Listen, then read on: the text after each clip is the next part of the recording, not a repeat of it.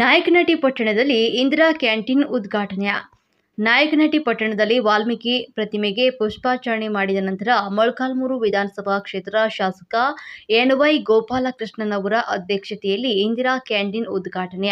ಖಾಸಗಿ ಬಸ್ ನಿಲ್ದಾಣದ ಕಟ್ಟಡದ ಕಾಮಗಾರಿ ಹಾಗೂ ಮಳಿಗೆಗಳ ನಿರ್ಮಾಣದ ಭೂಮಿ ಪೂಜೆ, ಪಟ್ಟಣದ ಪಂಚಾಯಿತಿ ಕಚೇರಿ ಮೇಲ್ಭಾಗದ ಕಟ್ಟಡ ನಿರ್ಮಾಣದ ಭೂಮಿ ಪೂಜೆ ಹಾಗೂ ಪಟ್ಟಣ ಪಂಚಾಯಿತಿ ಕಚೇರಿಯಲ್ಲಿನ ವಾಹನಗಳ ಚಾಲನೆ ನೀಡಿದರು. ಈ ಸಂದರ್ಭದಲ್ಲಿ ಕರ್ನಾಟಕ ರಕ್ಷಣಾ ವೇದಿಕೆ ಕನ್ನಡ ಸೇನೆ ವತಿಯಿಂದ ಖಾಸಗಿ ಬಸ್ ನಿಲ್ದಾಣದ ಬದಲು ಸರ್ಕಾರಿ ಬಸ್ ನಿಲ್ದಾಣ ನಿರ್ಮಾಣ ಮಾಡಲು ಮಾನ್ಯ ಶಾಸಕರಲ್ಲಿ ಮನವಿಯನ್ನು ಮಾಡಿದರು.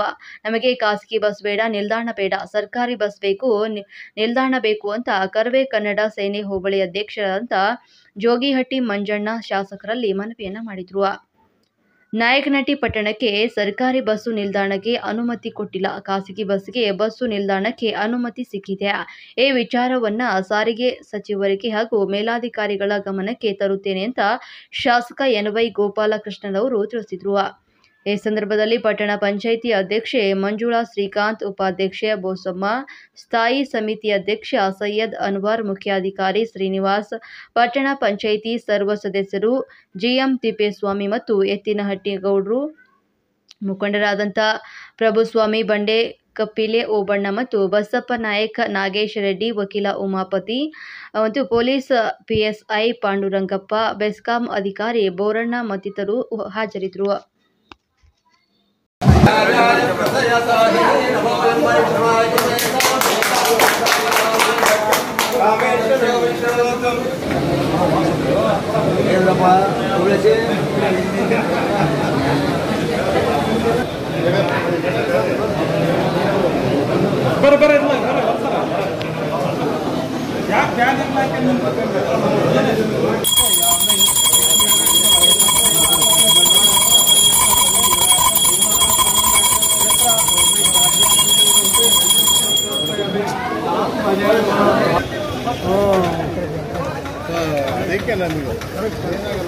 ಗಾಳಿ